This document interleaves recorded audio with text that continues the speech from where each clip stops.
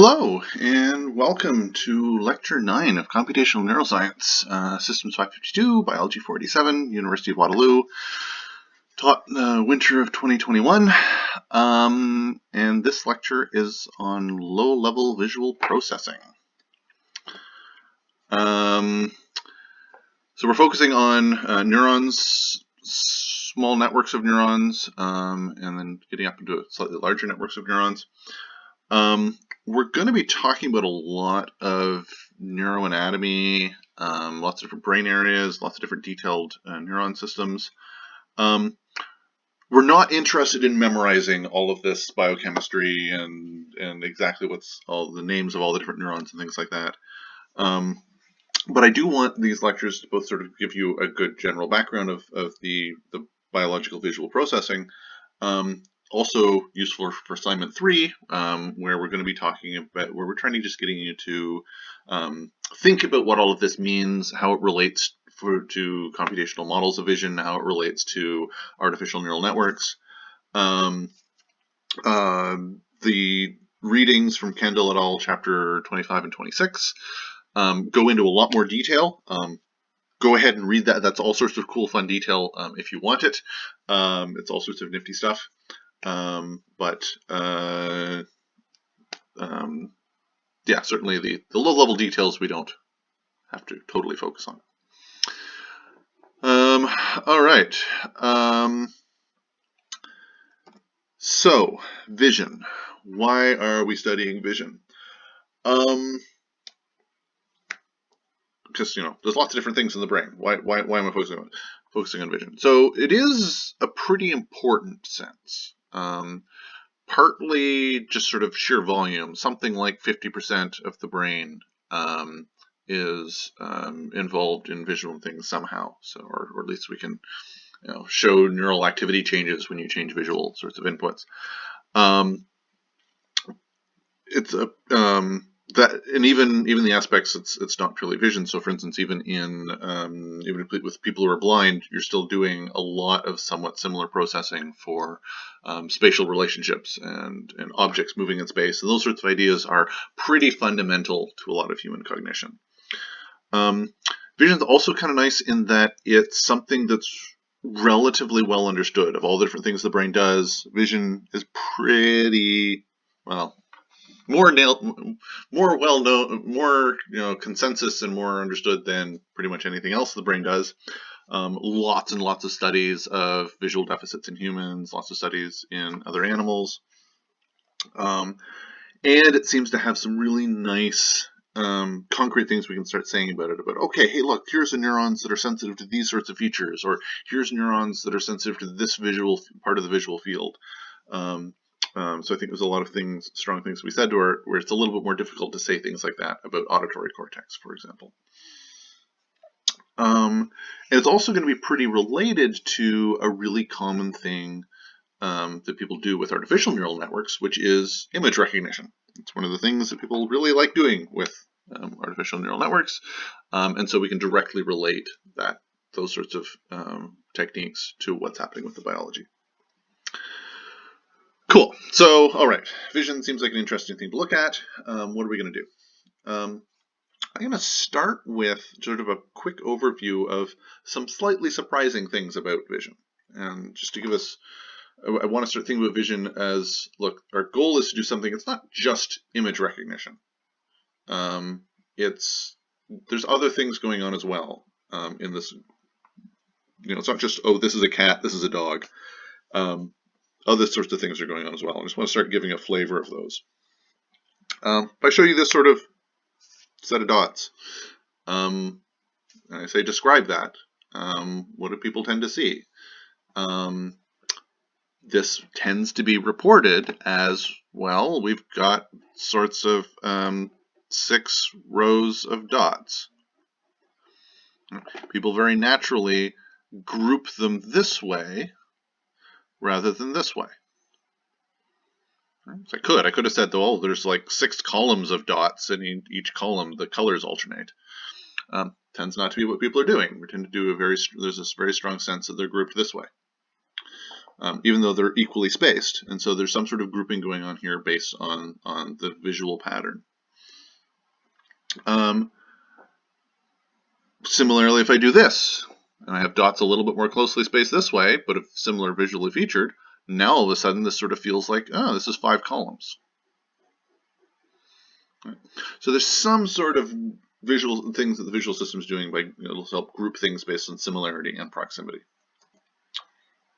What are other things that visions can do? Here we go. I want to describe that. Most people will describe that as, well, there's 2 lines that are kind of on top of each other. It's very difficult to think of this as, okay, maybe this is one line, the B and C parts are part of one line, and the A and D are part of a different line, and they just happen to be overlapping, or they have to be right touching each other at this point. That tends to be not how people see this. So there's something about continuity. To expand on this continuity thing a little bit, if I showed you this pattern, and then say, oh, is there any sort of interesting things in there? Not much jumps out. I can sort of highlight, oh, hey, look, well, there's this thing here, this shape here. And then maybe once it's pointed out, you can maybe sort of, it's still pretty random in there. It's still pretty hard to see. But if I do this one, all right, that's a pretty obvious shape. Why? What's different? Again, this is sort of about it's continuity, but a different sort of continuity as the previous one. Like there's, there is no continuity because these are all just straight lines that are separated. But something about this larger continuity causes it to jump out.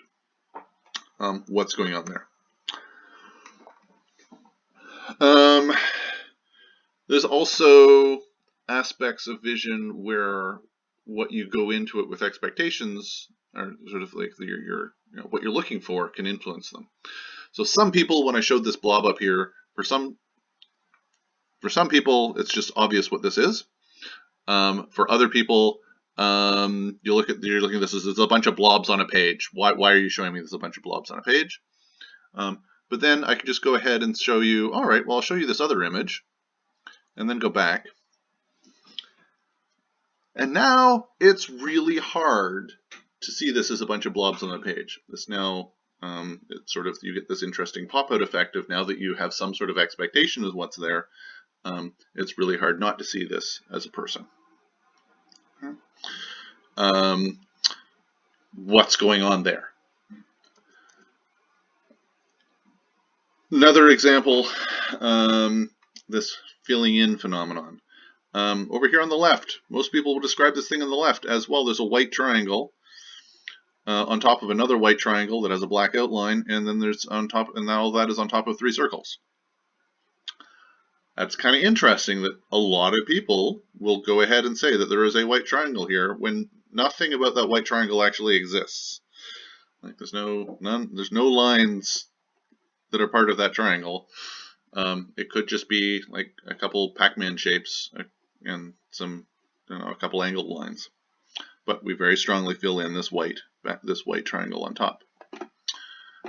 Similarly, this one over here, where it's even weirder filling in, there's a pretty strong visual phenomenon that there's a red square in this background here, with a bunch of green circle things on top of it, even though the only thing that actually exists is these little tiny curves. Somehow that red square is a pretty strong phenomenon. What's going on? Okay, we're not going to, so hopefully, not by this lecture, but hopefully by the end of next lecture, there will be some hints as to how the visual system can do those sorts of effects. Quick recap of what we've said about the visual neuroanatomy. Information's coming in from the eye.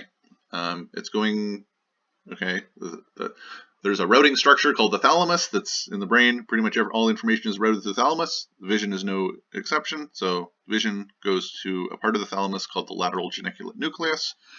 Again, this is on the list of, who cares whether you remember that name, other than when you read papers and when you run into any sort of information where people are talking about visual neuroscience. They will use the term LGN and expect you to recognize it as, oh, that's the part of the thalamus that the visual stuff goes through. Fine. Information is going to pass through there. It's going to go to the back of the brain, V1, and then more processing is going to go happen. Where this particular diagram is focusing on the image recognition aspect, which is the pathway going this way. There's another pathway we'll talk about that goes this way.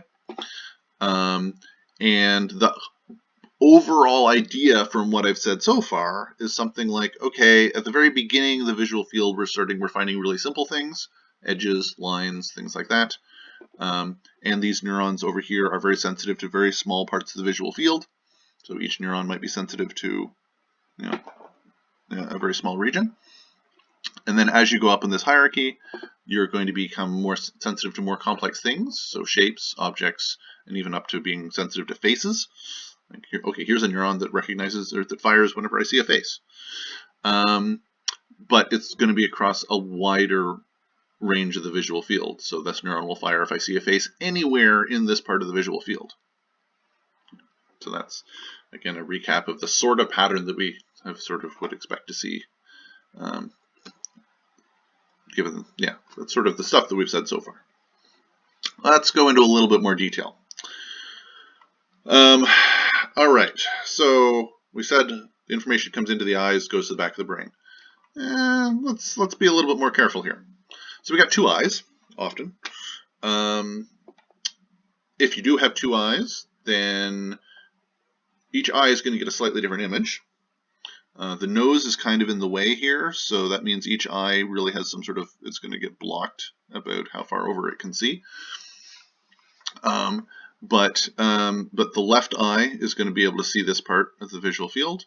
The right eye is going to see this part of the visual field. Okay. And then the information is going to go to the thalamus. Oh, there's the thalamus is on both sides of the brain. And then we're going to go back to V1. And we're going to be a little tricky here. What we're going to do is we're going to take, well, the left eye is seeing images across this whole area. We're going to take all the information from this part of the retina and go send it to the back of the brain. But then the information from the other side of the retina, we're going to pass to the other side of the brain. Because there's a lens here, everything's reversed, so that means the information that is over here is going to go here and then come along here. So that's going to mean that the left side of the brain is getting information about the right side of my visual field. And I'm going to do the same thing on the other side of the brain. So that means this part of my visual field, so what the right side of my visual field that my left eye is seeing, and the right side of the visual field that my right eye is seeing are both going to end up back here. So the left part of the brain is going to get the right side of the visual field from both eyes. All right, that's weird. Okay, fine. Let's do that's okay. You can do if this process is broken in different ways, you can sort of see the obvious effects from that. So, if I cut off the right eye completely, then fine, I'm only getting information from the left eye. Great. If I cut this, then that's going to mean the only information I have access to is the right visual field from my left eye and the left visual field from my right eye. Right? So if I cut it there, that's what's going to happen. If I cut it here, then I'm only going to be able to see the right side of my visual field in both eyes. And then you can get fancier effects as you cut it later in the system and do things like, oh, I'm going to lose vision in the top left of my visual field, or top left but still keep vision in my retina. They're sort of in the center of my visual field. So you can get other sorts of slices down here, but these sorts of high-level things are going to happen. Cool. So that's how the information is going to go back. We're mostly talking about we're just going to talk about the information going through the thalamus to the back of the brain. There is also some stuff going to the superior colliculus, which is part of the midbrain, which is really useful for doing things like looking at the next object or controlling, if you've got an object that's moving and you're following it with your eyes, those sorts of things. There's sort of a really small fast loop that doesn't involve going to the back of the brain. Fine, we won't worry about that here because that's more about sort of an action that you're doing with your eyes, and it's not something that it's like moving your eyes, and so treating your eye as a movement system. So that's we're not going to talk at all about that.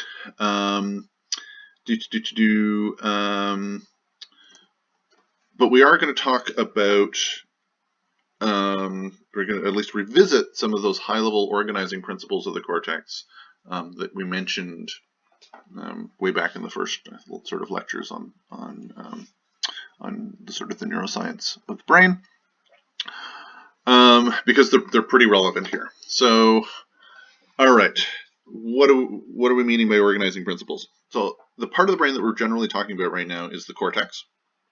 That's where we're going to be doing all this visual processing. The cortex is this big wrinkly thing that's on the top of the brain. That's sort of the outermost sort of structure there. The couple different organizing principles that seem to be true throughout the brain, but are sort of really obvious for vision. So first of all, retinotopy, or generally having the idea that nearby neurons that are near each other are sensitive to similar inputs. And in particular, with retinotopy, what we're saying is that neurons that are near each other are sensitive to nearby points in the visual field. So if this is what I'm looking at, so if I was looking straight ahead at this little red dot here, then the neurons, so these outer blue neurons, these ones out here, these would be sensitive to dots appearing, or what's appearing at that part of my visual field.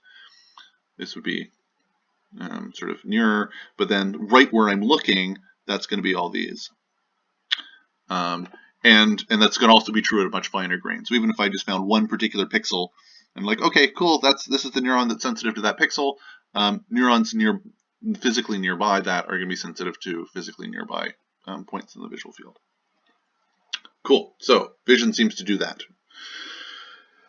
Another big thing that vision definitely has a big, strong aspect of is this sort of hierarchy. Information is going to come in to the retina, and then to the LGN, and then into V1, and then it's going to go a couple different ways, but one particular way is from V1 to V2 to V4. So we're going to go through a couple different brain areas, doing more and different things. And then we'll go ahead and get into relating what all these other parts are. And you get cool things like you can actually see this process by if you change the visual input and then you see how long it takes for the neural activity in these parts of the brains to respond, you can actually see the hierarchy happen, because you'll have the early parts of the system start to respond early on, and then the later parts of the system respond later. So good, that sort of structure is going to be happening. Excellent, that helps. And then another big thing that's definitely very prominent in vision, and arguably is also there in the rest of the brain, is this idea of columns. What do I mean by that? So this cortex thing, that's all this wrinkly structure here, if you sort of stretch it apart and flattened it out, you'd have a big giant flat sheet. And what we're doing here is we're looking at a little chunk of that sheet where the top of the picture is the outside of the brain, or the outside of the cortex, and the bottom of the picture is the inside. And all of the neurons in this thin little layer, in the cortex, from the outside of the cortex to the inside of the cortex, all of these neurons tend to be sensitive to similar things, or actually to the same thing. The neurons in a vertical column seem to be sensitive to the same thing. And then the columns near each other are sensitive to similar things. What are we meaning by similar in this case? Well, one sort of, so first of all, the retinotopy aspect of okay, all of these neurons are about very similar areas in the visual field. So as we sort of move around here, it'll be slightly different points in the visual field, but all nearby. This shading area, this sort of, I've got some that are faded out and some that are solid. That's actually left eye, right eye dominance. So that is fine. This is the same point in the visual field, but is it from my left eye or is it from my right eye? Okay. And then the color, the feature that these sorts of neurons seem to be extracting is, do I have a line at different angles?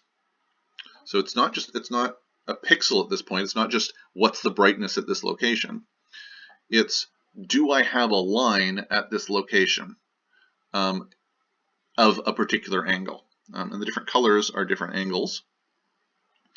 And so all of these neurons here are sort of sensitive to, at the same point in the visual field, is there a line, something like that, at that angle, at that point. And then next point, and next point.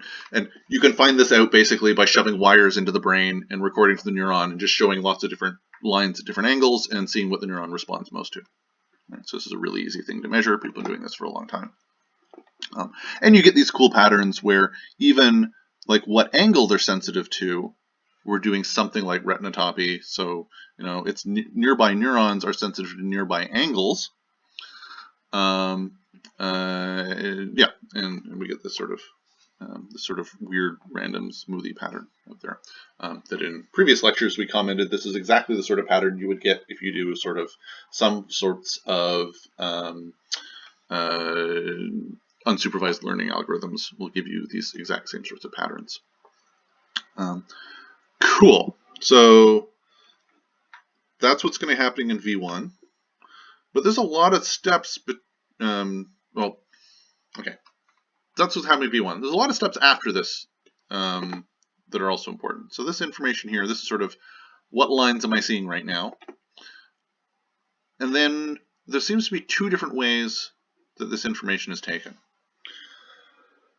And the way we kind of talked about this before was we said, look, there are parts of the brain that are just really obviously, oh right, there's data coming in of a particular sensory modality. So vision comes to the back of the brain. Sound and auditory stuff comes over here. Tactile sensation and motor outputs seem to be right here. So there's some parts of the brain where we're like, okay, I know what this part does. And it's nice and easy to study. And then because of this sort of hierarchy structure, this sort of, okay, parts are connected to parts, the idea is going to be that as I go this way, I should start getting into what we're calling association cortices, so things that are associating vision with auditory, say, or things that are associating vision with sensory and motor sort of stuff. And then all the way up here to like planning and whatnot. But the idea, and what's going to happen then is this pathway here that's connecting vision to auditory things and language, this is the path that is going to be doing categorization. So if we have our network and sort of say, okay, is this a cat? Is this a dog? Is this a particular person that I recognize? That's going to be this system. Whereas this system here, coming up this way, is going to be more about, I need to coordinate my vision with actions, or I want to reach out and grab an object, right? So I've got to coordinate with sensation. I've got to coordinate with motor. I've got to sort of pick up an object and manipulate it somehow, and I want to use my vision to help control that. Because these are two different pathways, you can actually get some really odd brain damage deficits. So for instance, you can have people who this pathway here is pretty much broken, and so they report that they're blind, they can't see anything. You can show them objects, and there's nothing wrong with their eyes, but they can't you show them objects, and I can't see what you're doing. I don't know. I have no idea what that object is. But you ask them to, all right, you put an object on a table and you ask them to pick it up, and they'll coordinate that fine. They'll not only be able to pick it up pretty reliably, but they'll even sort of, if it's a larger object, they'll orient their hand correctly to pick it up. Or if it's a small object, they'll sort of also, all the different changes you make to how you pick up an object, whether it's larger or smaller, or whether you're about to grab it by the handle or grab it all the way around, they'll still be able to do all of that, which seems to be this visual to sensory motor coordination, but not be able to categorize or name the objects. Okay. These two pathways have been known about for a long time. The simplest name for them is the ventral pathway and the dorsal pathway, which is really just a description of where the pathway is. So that's a nice solid name that won't change because it's not like it's going to move around. As our understanding of the function of these pathways has gone on, they've gotten different names. A sort of a common way that we might be able to call these things now is this is the what pathway. This identifies what the object is, and this identifies more of how to work with the object or where it is on this pathway. So those sorts of terms will come up, or you may see them in the literature anyway. And of course, they're not separate. I mean, there's all sorts of weird interconnections between these pathways, but that sort of high-level overview seems to be pretty true. So that's going to be getting into sort of the more detailed vision stuff. But let's take a step back and just talk about, look, all of that we focused on, that was like we started at V1. V1's not actually the start of this process. The start of the process is the retina. What the heck's going on right at the eye? All right. All right. How does the eye work? There's an eye, light's coming in, there's a lens, focuses stuff on the back of the eye, on the retina, and that light is going to cause neurons to fire. Right? They're called photoreceptors because they receive input from photons. The very first sort of really weird thing about human eyes, well, mammal eyes, it's not true about all eyes, but it is true about mammal eyes, is for some reason the photoreceptors are like behind a bunch of other neurons. So like the light actually has to go through a bunch of neurons before it hits the back of the eye, before it actually hits the neurons that are sensitive to it. Kind of weird. But these are what's going to be, the neurons are going to actually be triggered by the light. They're going to go connect to stuff, and then they're going to connect to these ganglion cells. And the ganglion cells, that's the axons from the ganglions, that's what there is going to go all the way back to the thalamus, to the lateral geniculate nucleus of the thalamus. And then from there go to V1. But these are going to be the actual outputs from the retina. And you'll notice there's a little bit of stuff going on in here. This is going to be our first indication that maybe there's going to be a little bit of processing. What are the features that these ganglion cells are going to be extracting from my image to go to the rest of the brain? And I'm specifically calling them features to relate them to, like, in all the perceptron and artificial neural network stuff that we were talking about. If you have an image input, you're doing some sort of features. Your next layer of neurons or whatever are extracting some information from those features. And that's what you're then going to do your later processing on. And that same idea is going to happen here, the eye and the retina. I will just give sort of a sense of a scale here at the bottom left. So each of those little hexagon or pentagon sort of weird patterns things, that's one ganglion cell. And the E that's over top of it, that is, if you're at the doctor's office and you're doing that eye test, or if you're, I guess, at the optometrist and doing the eye test, and you're sort of right at the limits of your vision of, yes, I can see that letter E on the chart, where that, like, that's about the level of resolution of these ganglion cells. So there's a ganglion cell, there's a ganglion cell for each of these little photoreceptors. So basically this is exactly what's happening, is the light from the E is right across these ganglion cells, and if this E was much smaller, then you wouldn't be able to tell that it's an E because it's smaller than the sensitivity of the retina. So you can think of this as kind of like pixels in an image. Okay, cool. Kind of like pixels, kind of like a normal camera. So what's different? Well, one really big difference is, unlike a normal camera, we don't have the same size pixels everywhere. So let's say this is your visual field. These numbers here, this is degrees. So if this is looking straight ahead, and this is 60 degrees to the right of looking straight ahead, out to here. So that's, you do have some vision out farther than that, but that's a fair, vague sense of how wide the visual field is. if that's what the image you're looking at, and you're looking straight at the center here, the information going to the back of the brain, so this little blue, little dotted here, this here, that's the fovea.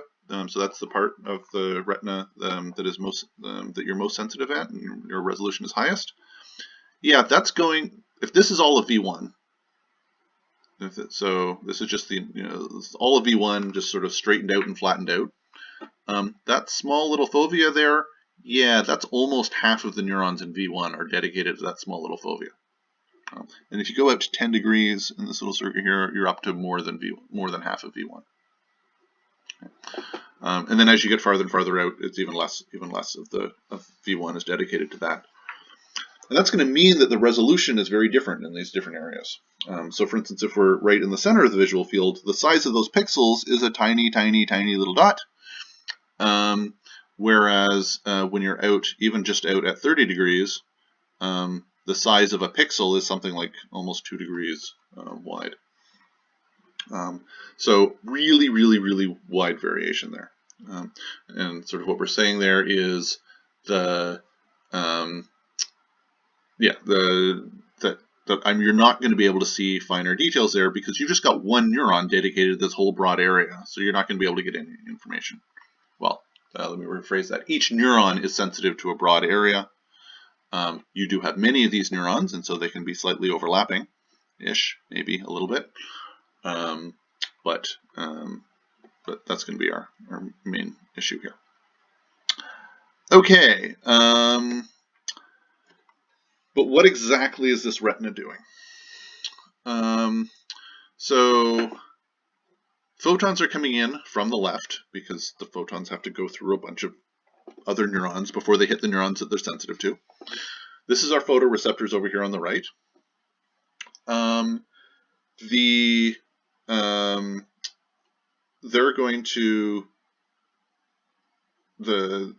These photoreceptors are going to become more or less active based on this light coming in. And that is just going to be opening and closing of sodium and potassium channels and adjusting the ion flows in the cell pretty much exactly the same as what we've talked about before.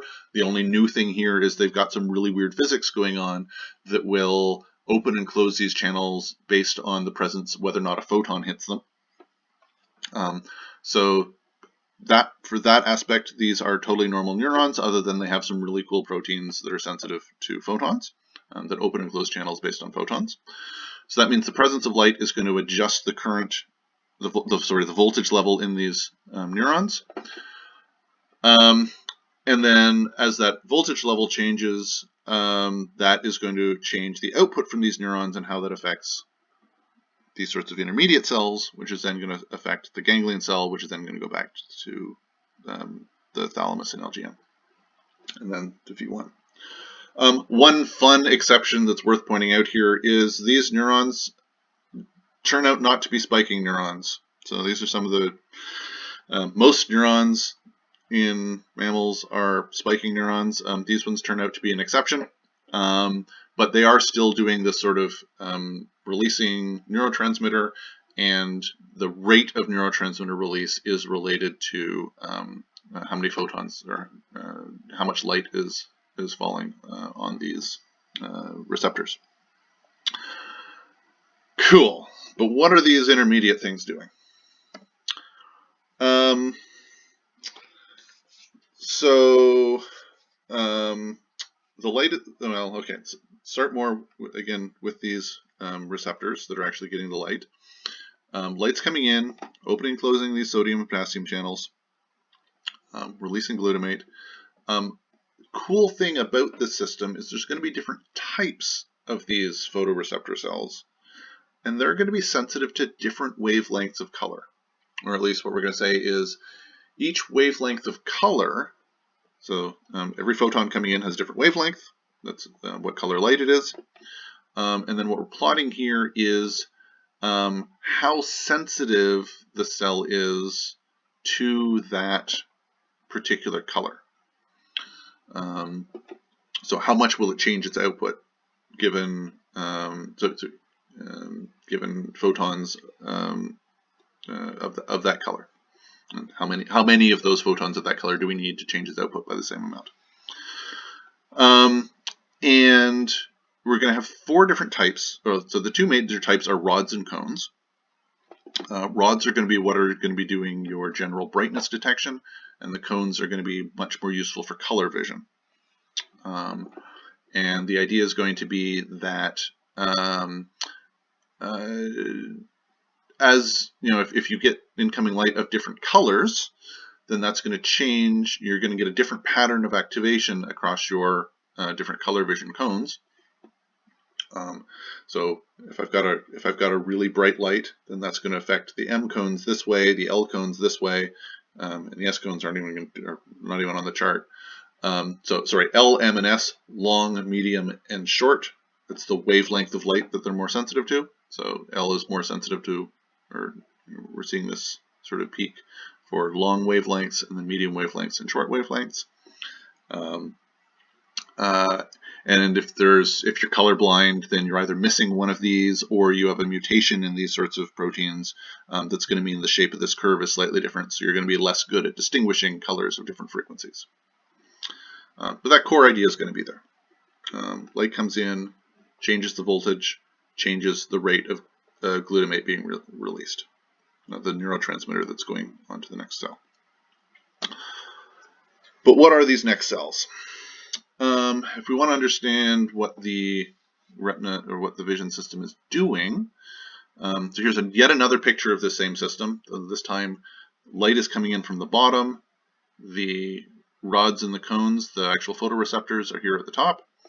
And then we're showing a lot of these other intermediate cells. This would be sort of like the early pictures that people were drawing of these things. And you can see very quickly that the shapes of the cells, their morphology, is really quite different.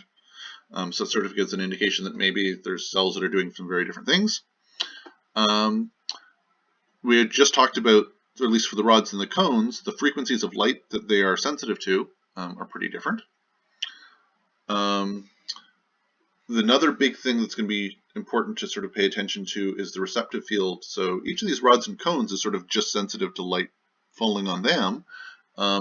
But if these other neurons are connected to many rods and cones, then they'll be sensitive to broader areas. But really what we want out of this is we want some sort of sense of what's the function of this network. What is it doing? How is it transforming the raw input to some signal that's going back to the brain? Another way to phrase that is what features are being extracted from this image that we're then going to use in the rest of the brain's neural network. One thing to start with is these rods versus cones. So the rods, again, are about just, the idea is that they're just sensitive to brightness in general. In fact, they can be very, very sensitive to very low levels of light as well. Whereas the cones, you have a bunch of different ones. They need more light, but they can be sensitive to different color frequencies. Structurally, it turns out that in the center of your vision, first of all, there's way more rods than cones. There's about 100 million rods in each eye, and about 6 million cones. Okay, so just way more rods. Fortunately, they're smaller.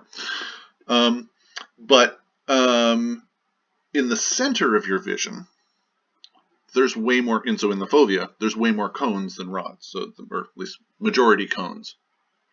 And again, the rods are much more sensitive to really low light conditions. So this is sort of an indication as to why night vision, you tend to be very bad at distinguishing colors. So that's so that's the rods and the cones, very weird distributions.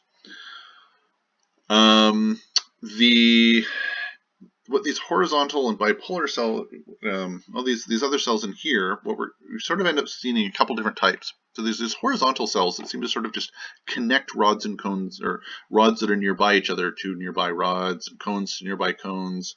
So these horizontal cells just seem to sort of connect these guys back and forth. Okay, why? What's that doing? We'll find out on the next page. And then there's these bipolar cells that seem to be going from top and bottom. And they can do, and then the bottom is these ganglions that are then going out to the rest of the brain. And these bipolar cells seem to be able to do something like, let's connect lots of rods together, as an example. So this one will connect a whole bunch of rods together, and that means if any of those rods detect light, then cool, all right, then then we can send a signal along. So sort of pooling information across a wider area, that seems to be good for things like if it's really, really, really low light conditions and you want to see something that's very, very faint, you just need one of those rods to change its activity, and that'll be enough to trigger this process. So anyway, so it seems to be good for really, really low light sensitivity by just sort of pooling the outputs of many rods. But this horizontal connection seems to be saying something about there's a little bit of processing going on here. Can we actually understand that a little bit better? So here's more of a cartoon picture of it, focusing on one particular cone, and another cone nearby it. But then this process here that would be as attached to this cone, there'd be another similar one for this cone, but we're just focusing on this particular cone at the moment. So this thing is sensitive to some sort of color pattern at some particular location in the visual field. That's what will trigger the activity. The photons at this particular visual part of the visual field will trigger this this cone.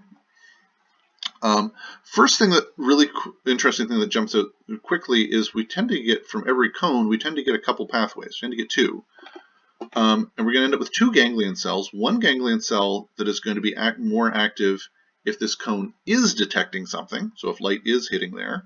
And I'm going to have another one that's more active if this cone is not detecting anything. It's this sort of pattern of having an on cell and an off cell. It's going to come up over and over again in lots of different parts of biology. So it's certainly a common pattern in biology. But this seems to be saying that there's two different features I'm detecting. I'm detecting, is there a dot here or is there not? Am I seeing something here or am I not seeing something here? And having those as two different features rather than being one feature and just a large value and a small value. Okay. So that's the first indication of something a little bit different than what we've sort of seen in artificial neural networks and perceptrons. But a more important difference is this thing that's happening right at the very beginning, the very, very first thing that the retina does. Is these horizontal cells that are connecting these different nearby cones.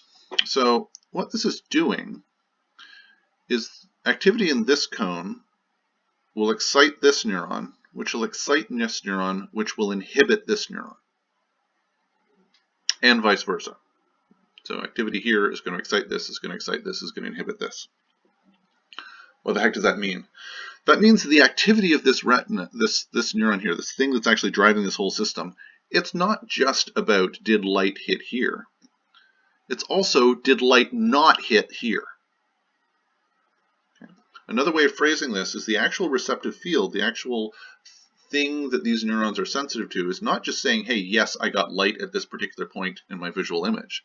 It's I got light at this point in my visual image and I did not get light around it. Okay. So this is called center surround receptive field. There's sort of an area where it's on, where we're sensitive here and we're not sensitive here, and vice versa for the off neurons. So there's going to be neurons that are sensitive to, yes, there was light around here and there was no light in the middle. So that this sort of pattern is going to be something that ends up happening, or this feature ends up being something that is extracted really early on in the visual system.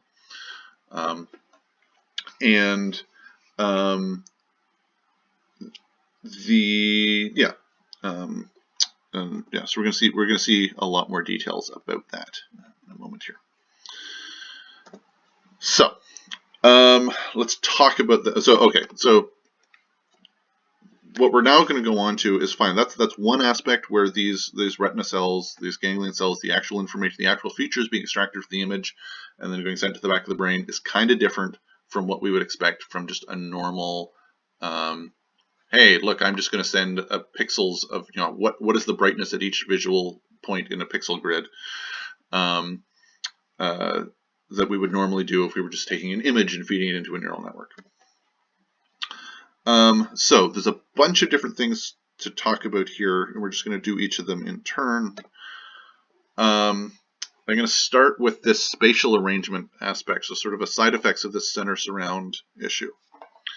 So let's say I've got a system that is, or I'm looking ahead at some sort of gray background, and then I have a little dot that's flashing on and off. Or it's a gray background, and then I make a dot appear. I've got two sorts of cells I might be interested in. I might be interested in on cells or off cells. For an on cell, if that dot is brightness, so it's a gray background, and then make a white dot appear. And if that dot is inside this particular neuron's, the center part of this particular neuron's receptive field, because every neuron is going to be covering a different part of my visual field, different part of different points in space. And I make a little dot there. That's going to make this neuron fire a little bit more. For the off neuron, I'm going to have to make a darker area. So it's a gray background, and then I make a little dark area appear, and that will cause this neuron to fire more. But if I take that same neuron and I make the dot appear slightly off, so in this particular case I'm making the dot appear below where it was up here, that will cause this on neuron, this neuron that was originally just sensitive to this dot here, right? A dot at this location was causing it to fire more. I put the dot down a little lower. Sorry, that diagram will fade away. I put the dot down lower. Now this neuron responds less than normal. So the firing rate actually decreases. With the off cell, I make an off dot lower, or I make a dot that's sort of in the outer in that outer region, the surround region. I put the dot out there, and it'll cause the neuron to fire less quickly. If I make a bright dot across a huge part of the visual field, they don't quite perfectly cancel out. It tends to be the case that this will cause, the neuron will fire a little bit more than normal if I make all of this brighter, but not as much as this would happen. And the same thing with an off cell. I make a large dark dot, it makes all of this fade away. So this neuron would fire a little bit more for a dark dot. But the thing that would make this neuron fire the most is a pattern like this. So I would do, I make a bright dot at this point, and I make the outside darker. And that's going to make it fire even more than this situation. And for the off cell, vice versa. I make a center part being really dark, and the other side being much brighter. That's going to cause it to fire even more than this one. So that's the feature that that this whole network is sort of extracting out and sending to the rest of the brain. So what we're looking at is the activity of one of these ganglion cells, and we're shining light on these photoreceptors. To go into a little bit more detail there, because you get interesting questions about, well, how big is this area? How big is the center surround region? You can do some fun tests of that by just sort of shining different spatial gratings of different frequencies at people, and you go ahead and measure these things. And the idea is going to be that you can find, by adjusting the sort of the stimulus that you're feeding in, like do you feed something wavy like this or wavy like this, and each receptive field might be something like that. Then you can go ahead and find out how big the receptive field is and where these things are. One way of mathematically modeling this is to say, if I want to figure out what this feature is that biology is extracting, one way I could do it is by modeling this whole process and doing all these sorts of details. Or let's just skip right to the end and say, can I model the relationship between what feature this is extracting? So what thing causes this neuron to fire more based on the original image? That's what we're saying here is, well, if our original image, so I'm just sort of plotting, say, the brightness of the image in the horizontal direction. So this would be a very slow, basically the same brightness across a large visual area. So that would be something like this. And then I increase the frequency and I increase the frequency. So these would be my image inputs.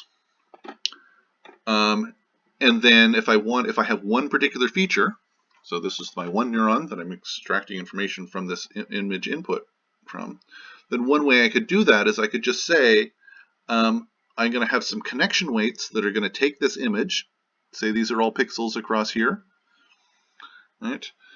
And I'm going to have connection weights from that image to my one feature, and I'm going to have the connection weights look like this blue line, where that blue line is the difference between the red dotted line and the other dotted line. Okay. And those are just two Gaussian curves with different standard deviations. And if you add these together, you're going to get a set of connection weights, which is the blue line. And that's the effective connection weights between the raw image and this one neuron's response. Okay. So this is turning that whole system into something like the same sorts of feature extraction that we were doing in the perceptron case, where we have this layer of neurons that are extracting features, and instead of doing some sort of learning method to get these weights, we're just simply saying, hey, biology gives us this set of features. And they have different sizes depending on where you are in the visual field. So these are very, very fine, very, very small in the center of vision, much larger elsewhere in vision. And you can go ahead and show that maps pretty closely onto the actual biology of the system. And the idea is going to be that as you increase the frequency of this, if you do that, both to this little model that we've described here and to the actual biology, you'll end up seeing things like, hey, when there's a really, really broad signal, we get some activity, and then you make it more tighter and tighter frequency, you'll get more and more response, and then at some point you're going to start getting no response. And so that'll be true about both the biology and if you set up features this way. So that's an interesting way of mapping the first set of, this is what features we're getting from the retina to start off our visual processing. But there's one actually really important addition. So this seems to be something we could do with the same sorts of structures we've done with artificial neural networks. It's just and it's not a feature that people typically use. People typically sort of do some sort of learning algorithm in order to find those features, or they randomly generate them. But this is the feature that biology seems to use. But there's one other aspect that is very uncommon in artificial neural networks. And that is, it turns out that some of these cells, if I just turn on that dot and I leave it there, this is the activity of the neuron. All right, there was some base rate of the neuron. So when the dot wasn't there, we were getting some amount of activity. That's the bias term in the artificial neural networks. It's just, given a zero input, it's still going to have some output. I give it the dot, I get some larger output from my neuron, and that just sort of stays there, and then I take the dot away and it drops off. Fine. That's exactly what we would typically expect. Turns out there are some neurons that respond this way. I turn on the dot, it starts firing, and then it goes away pretty quickly. And then I turn off the dot, and it fires even less, and then goes back to normal. This seems to be something that biology definitely, again, does right at the very first set of features. So this is a feature that we haven't sort of seen with normal image processing, because normal image processing networks, you don't care about changes. But this seems to be something that biology really, really cares about, this particular sorts of feature. Actually building that, one way you can think of it is you're getting as input not just the image, you're also getting the derivative of the image. So you're also extracting features from that. But this seems to also be something that is incredibly important, especially for detecting stuff like motion. Speaking of motion, even without that sort of transient response thing that I just pointed at, if you do have the center surround things, and you have things like, here's a dot, here's a bar that is moving across my visual field, and this is time across here, and this is just the number of spikes coming out of this neuron. Fine, when the bar is outside the visual field, well, the neuron is just firing at some background rate. When the bar enters the surround part of the visual field, and this is an on neuron, that's going to mean that this neuron is now going to fire a little bit less than normal, so my feature is going to have a smaller value. When it gets to the middle, it's going to peak up, and then it's going to come back down and flatten out. So what this is indicating is that even with the center surround stuff, you get a really interesting sort of pattern of activity that you should be able to maybe extract motion information out of. And then the opposite for a black bar. And then finally, there's this question of, well, how bright is the light? When we're dealing with images and doing artificial neural network stuff, a lot of, like we'll have images where we're like, okay, well, the value at each pixel is some number between 0 and 255, or so. There's some sort of range of bits that this image is. That's what we're sort of used to. We have some sort of nice range of values. Turns out the actual number of photons coming into your eye varies wildly. So there is there is 10 billion times more light coming into your eye at noon than if you're outside at sort of just under starlight with no moon. Like if you're just outside with no lights around. 10 billion times more light. And we want to have the system be to deal with that variation. And in particular, most of the time, what that's going to highlight is that I don't really care how bright an object is. I don't care how much light is coming in at any particular point in my visual field. I care about the relative amount. Like compared to the background, the average amount of light I'm coming in, I don't, if I add a whole bunch of brightness to my whole image, I should ignore that added brightness. All right? If I take an image and I just make it all brighter, that's pretty much information I should just be able to ignore. That is exactly also what the ganglion cells do. So what we're showing here on the right is the same cell, the same neuron. We're adjusting the background light. That's what makes these 5 different curves. And then we're showing what the firing rate of the neuron is when I give it inputs of different brightnesses. Okay. And so what we're saying here is that, well, look, if the background is really, really bright, then the neuron's sensitive to this sort of range of brightness. But if the background's really dark, then the neuron's sensitive to this range of brightness. And this is what this is an effect of is this is just an effect of all of those cross connections in the retina. So the feature that's being extracted is not just the amount of brightness at a particular point. You're getting some sort of average value, the relative value of the brightness at this point compared to the background brightness in general. Cool. All right. Tons of data about the retina and this very, very first low level, the very first layer of visual perception. The retina is doing something fairly different than or related to, but different than the first layer of our image visual processing models that we've seen so far. This leads to a bunch of very straightforward project ideas, or things like, okay, we'll try building this circuit. Can you make a bunch of simple neurons, connect them together, and get something like the center surround effect? Do you want to take these sorts of effects and see how they change the behavior of normal image processing networks? So take an existing image processing network and say, all right, hey, I'm going to make the first layer do these center surround or off-on sort of features, and see what the effects of that are. Cool. We will go on to more high-level aspects of the visual system in the next lecture, but that'll get us started. Thank you very much. Talk to you later.